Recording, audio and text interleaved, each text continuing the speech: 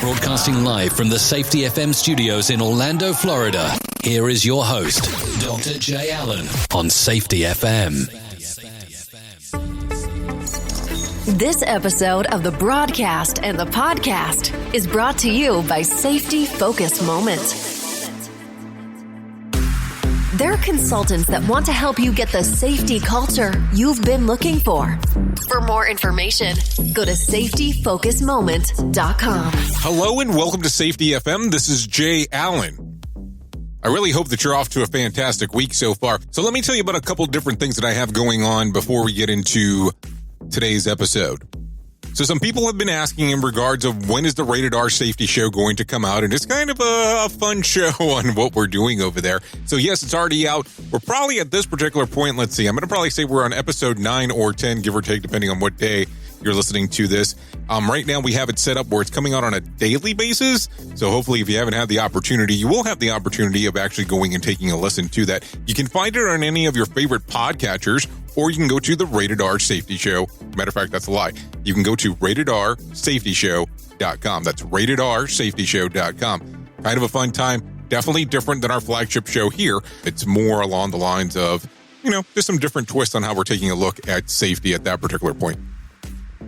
Besides that, some people have been asking what other events I do have coming up. Towards the end of September, I have an event going on with Sheldon Primus, and this will actually be taking place in Colorado.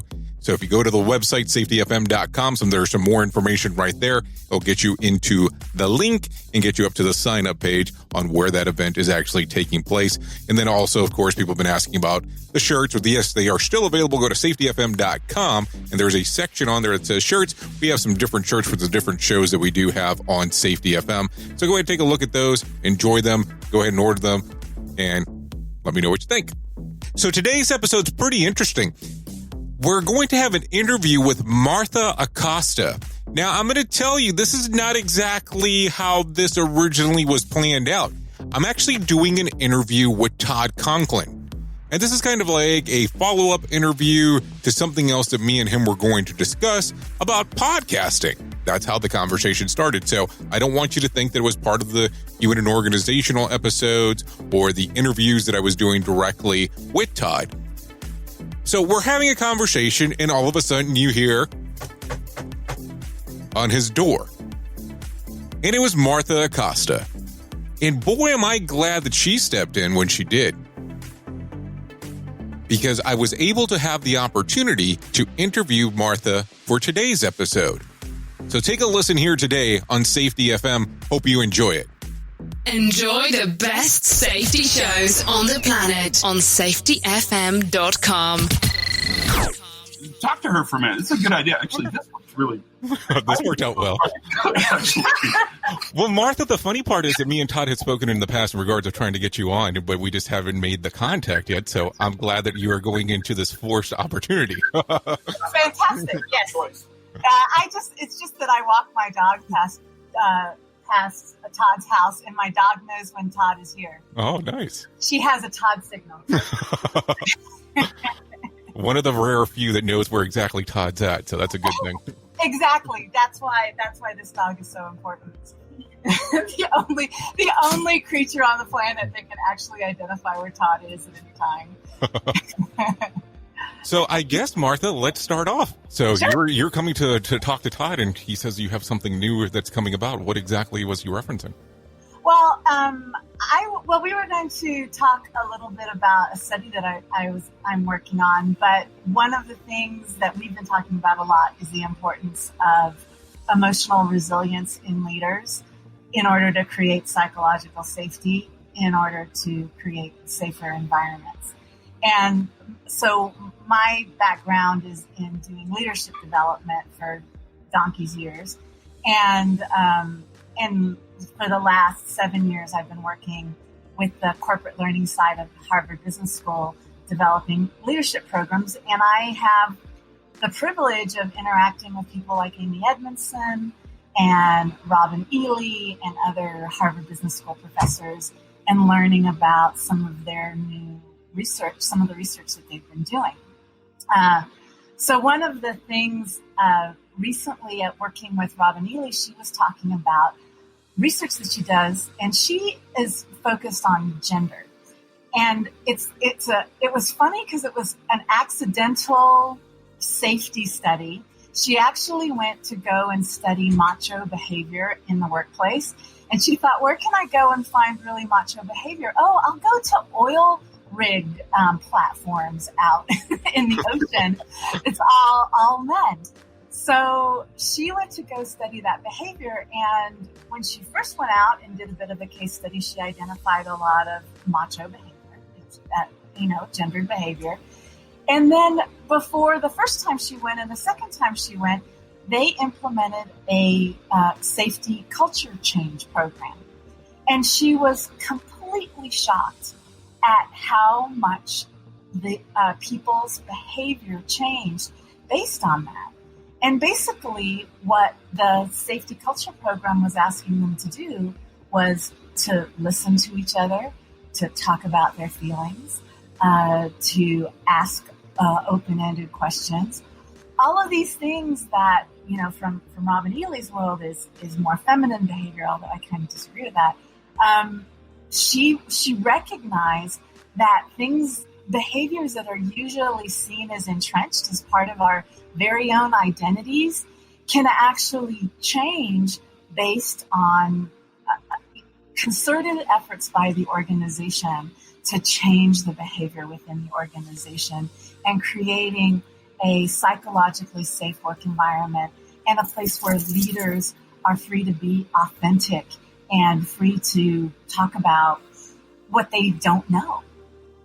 So it seems to be, it's kind of amazing that in the rest of the academic world and in other different fields, scholars are finding how important this is, and they're running into the importance of safety programs without even trying.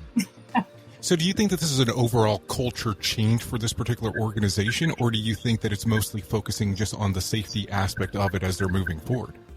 Well, they were rolling out a safety program.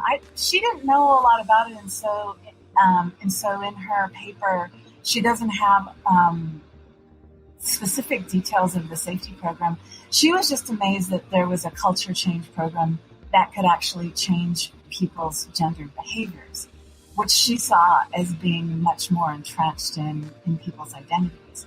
What I got from that, from my perspective, is just how important a change in leadership, emotional intelligence, and emotional resiliency starts driving safer behaviors and more open behaviors in an organization, even when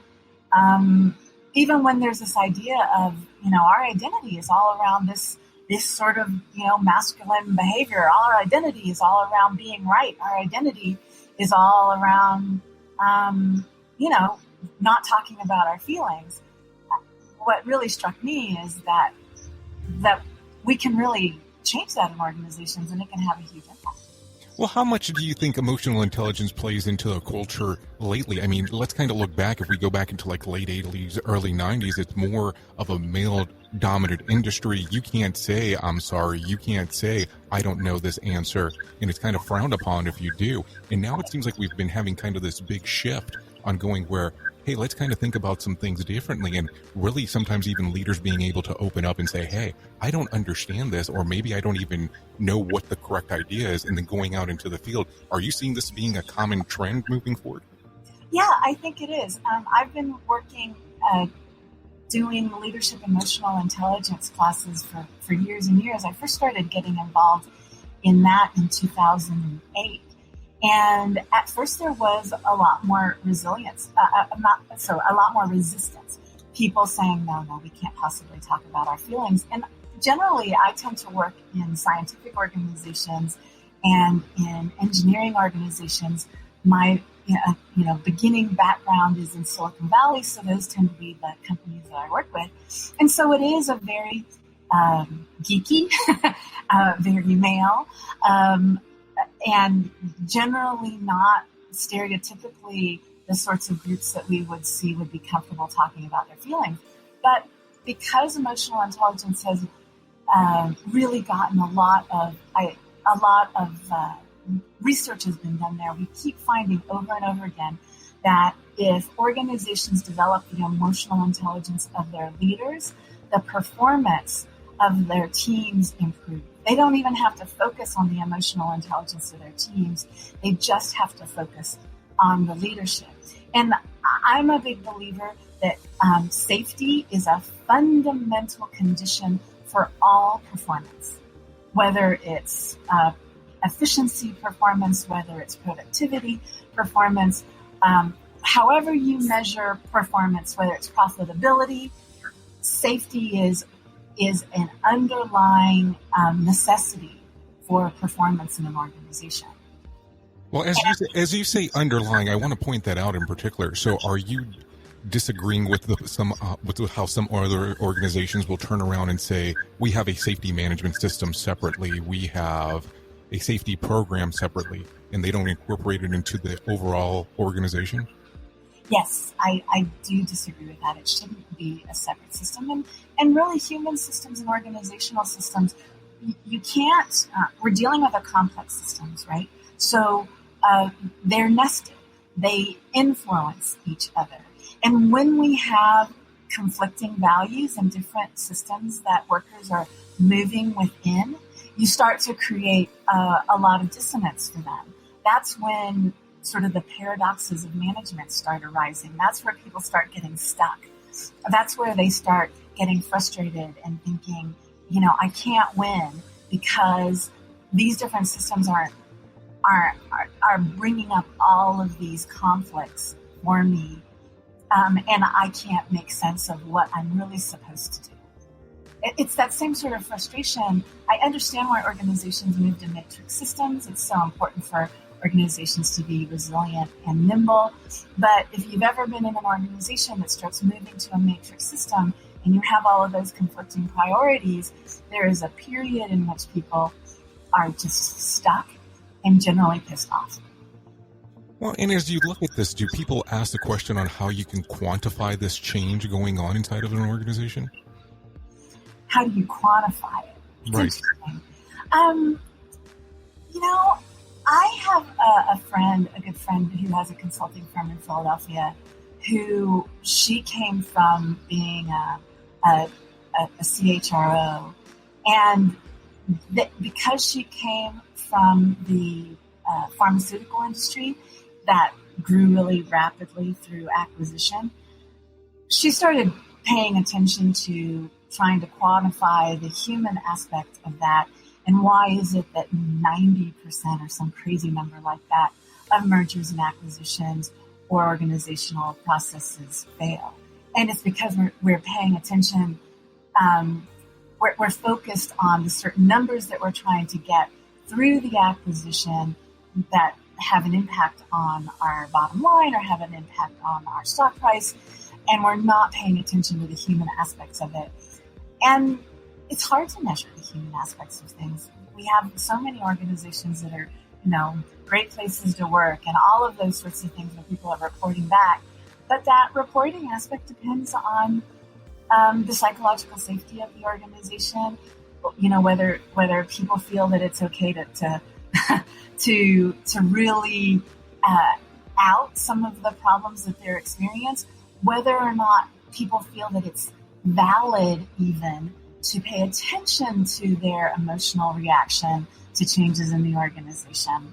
So our focus on sort of quantitatively being able to measure outcomes has probably had a big impact in driving down some of the factors that are so important to psychological safety and emotional resilience.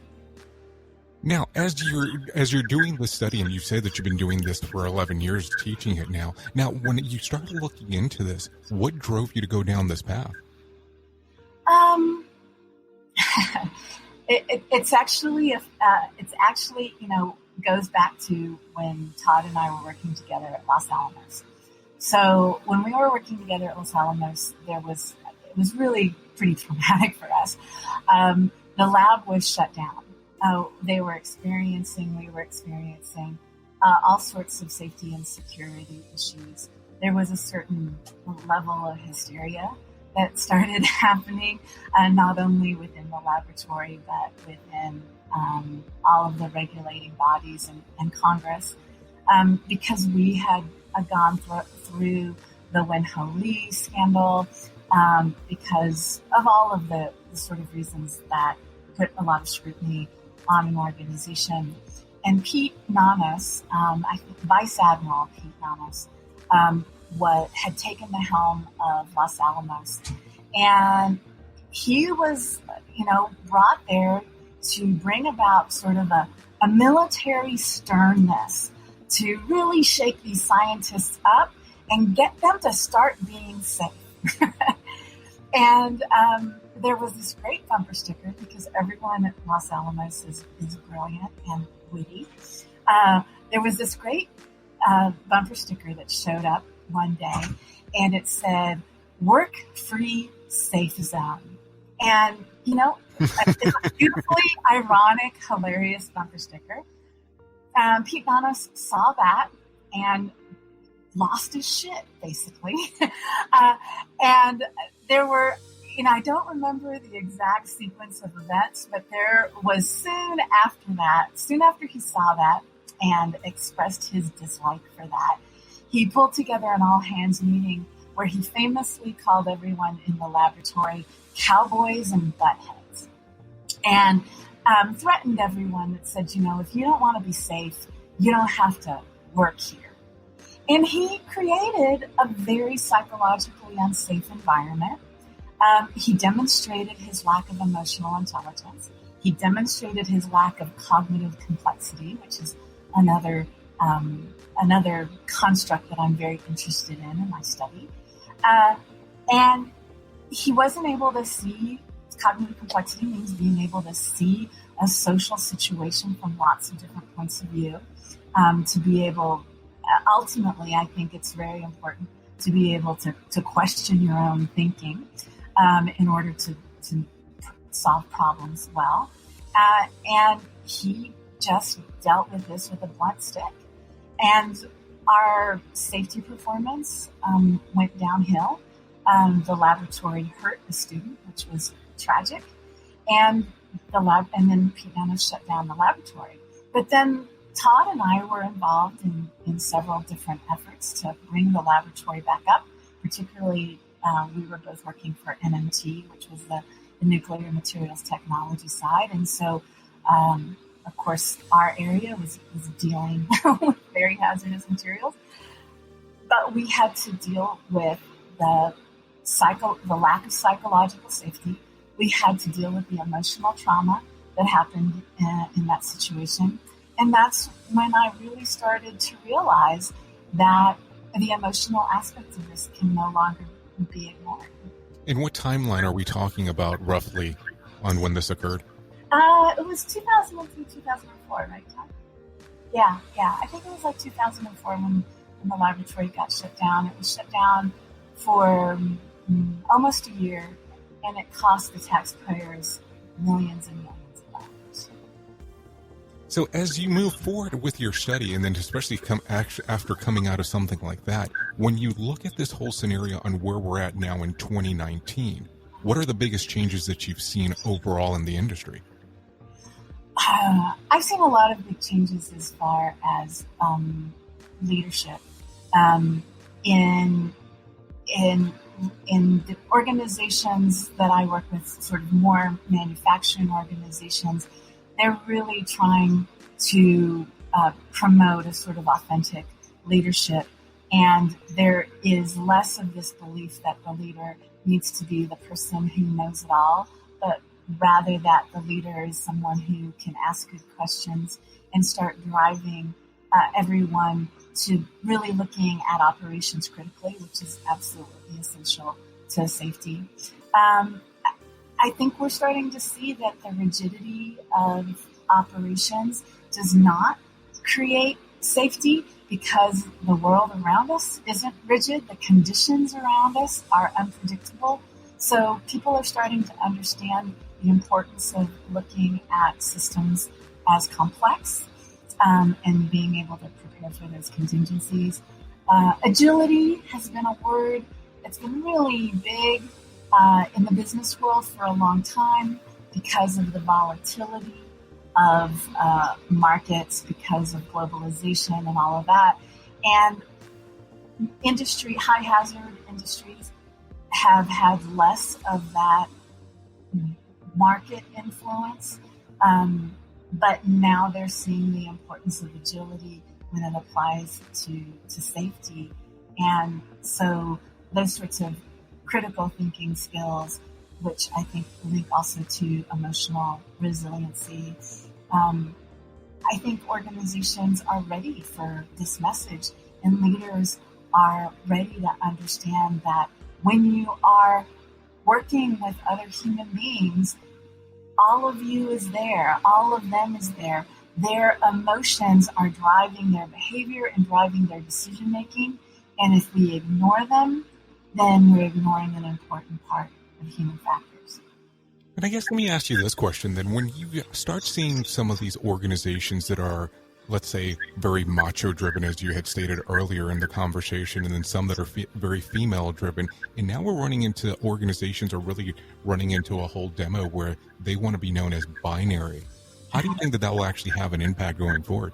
I think that will have a good impact. I mean, I one of the things that I said before is I don't really buy into sort of this gendered view of behavior so much. I've worked with women leadership programs, and what I've found by talking to women leaders is they feel like they have to behave more macho than men do, that they are even less allowed to express their feelings because they're worried about falling into any kinds of stereotype. I think it's important even to go beyond the binary and just to be fully integrated as leaders. And that full integration of emotional aspects of yourself, rational aspects of yourself, being able to bring in all of your different identities to work are ultimately going to help the organization become more resilient. So beyond just sort of a gendered view of things, we all have lots of different identities. We're all very complex people.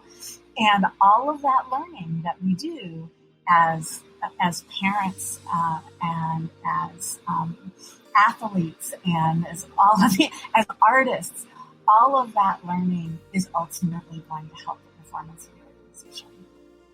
So if people wanted more information on what would be considered next steps, where would you lead them? Well, I would lead them over to Todd's consortium. There's several of us involved in that with very different skill sets. I'm going to be joining Todd's consortium soon. I owe him a webpage. But I think one of the first places to start, and just like when we started with, I guess we called it HPI back then. Now it's called HOP now. All of it. We started out with sort of fundamentals classes, right? And getting everybody to understand the model. I think with emotional resiliency and psychological safety in organizations, having leaders understand that basic framework and those models is very important. And then it's an ongoing practice because the emotional parts of our brain are non-conscious parts of our brain. Our limbic system is operating in our background. And so mindfulness becomes an important part of developing your emotional resiliency, and that requires ongoing practice. Just like developing yourself as an athlete, doing yoga, doing meditation, you can't sort of learn how to do it and then do it. You actually have to practice it all the time because the how isn't complicated. It's the mindfulness that's important. So leaders, in order to develop, and in organizations and workers, in order to develop their emotional resiliency, need tools to that they can use in difficult situations that'll continue to train them to behave in a more emotionally intelligent way. Well, that almost makes me want to ask the question about more along the lines of headspace. So do you think that if there is we'll say, quote unquote, an altercation between management and a high-end leader or C-suite person, should they ask for a moment to kind of gather their thoughts, or how do you think that should proceed forward? Oh, yeah, absolutely. So that's, I think, one of the most important, that's a sort of a basic skill. Let's say you're dealing with a conflict. The worst conflicts are conflicts that are unspoken. It's when everybody is acting polite on the surface. You have a contentious meeting, but no one acts like it's a contentious meeting. And then there's the meetings after the meeting. Then there's the people talking to each other. There's the knowing looks. There's all of that sort of stuff. Then you're dealing with all of these different conflicting narratives that start creating a lot of potential conflict and people heading in different directions. So absolutely, let's say, I think it's actually great if it gets to the point where there's an altercation that's actually heated and it can't be avoided. Then yes, absolutely, stop, take a moment, calm yourself down. But then I think organizations and leaders, then they think, well, what next? Are there processes for us to be able to get together, come back from these moments without ignoring them and actually learn from them? And yes, absolutely. There are so many different techniques and ways to do it. It's just a matter of really paying attention to what's happening in the world of psychology, whether it's neuropsychology or cognitive behavioral psychology, and actually bring some of those tools into the working world, and for us to recognize that that's another toolbox or tool belt that we need to have if we're going to be effective, safe, productive workers and leaders. Well, I'm glad that you brought that up, because there's a lot of conversations that I have with people, and sometimes they're even conversations that I have on the podcast, but it's after we're done recording. Uh-huh. And I see a lot of people run into the whole conversation where they want to start talking about the psychology of what the work environment is causing to them. So I talk with a lot of safety professionals where they'll turn around and either talk about them being depressed, or they'll talk about suicidal thoughts because of not feeling the love, I guess, for the position that they're in regards of an organization.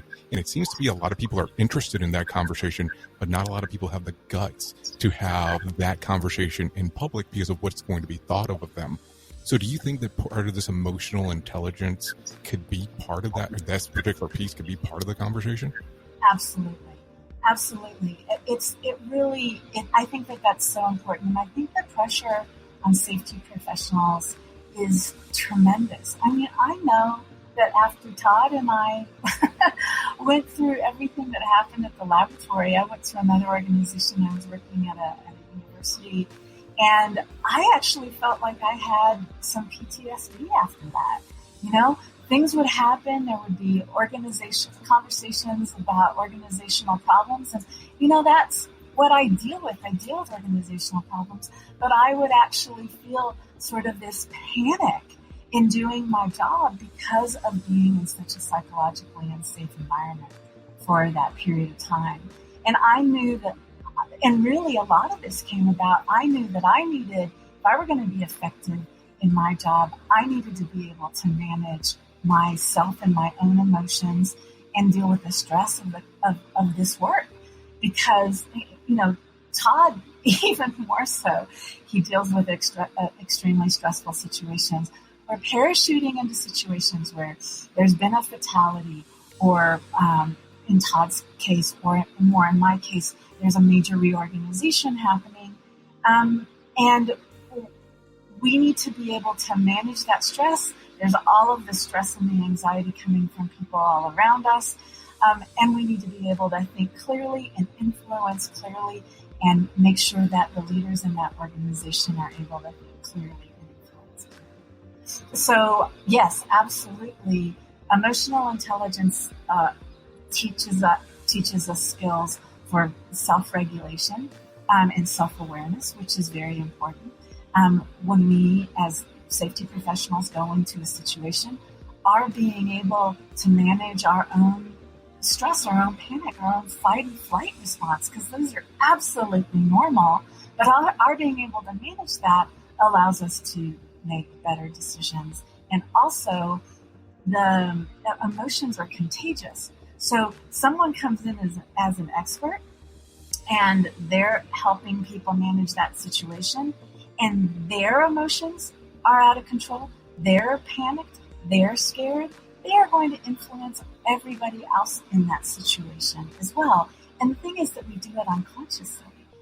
We're hardwired to feel other people's emotions, and those emotions arise from a part of our brain which is non-conscious. So if we're not managing our own emotional well-being, we can't create an environment where others can make good decisions in these very stressful situations that we work in.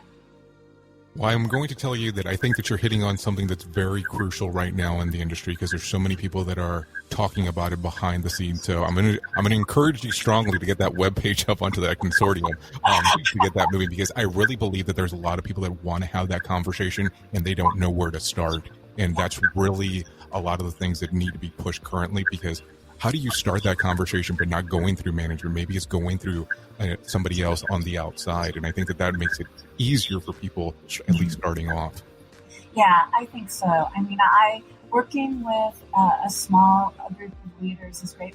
For a while, when I started teaching emotional intelligence classes, it would be offered sort of broadly. And it always works out that way. Organizations think, it's everybody else who really needs this learning. It's not us, the leaders, who need this learning. And you probably had this experience. I know Todd and I had this experience with the safety classes. Everybody at some point raises their hand and says, well, when does my manager get this class, right? And so we start talking about shifts that need to happen, and really the higher up in the organization. Actually, I think it's middle managers that need to go first. Well, I think the middle managers are in a very interesting spot, because, of course, it depends on how the organization is actually structured, but that middle management has to report to the leadership, and who knows what the C-level people have the buy-in at that particular moment. And then if you're trying to have people convert over, let's say for human and organizational performance, that are actually the line level people, but the C-level people are not there, it becomes a very difficult conversation, especially for middle management, because I'm not going to say which master you serve, but it's also where do you align yourself, because you have to keep in mind that the people that are in the C-suite are controlling that middle management's check one way, shape, or form. Exactly. But the people in the C-suite are looking at it from a very different point of view. The vantage point that the middle manager has is they're being influenced by the C-suite in a strategic direction. And that strategic direction is really important. Ultimately, the workers on the ground, what they're doing is they're executing strategy.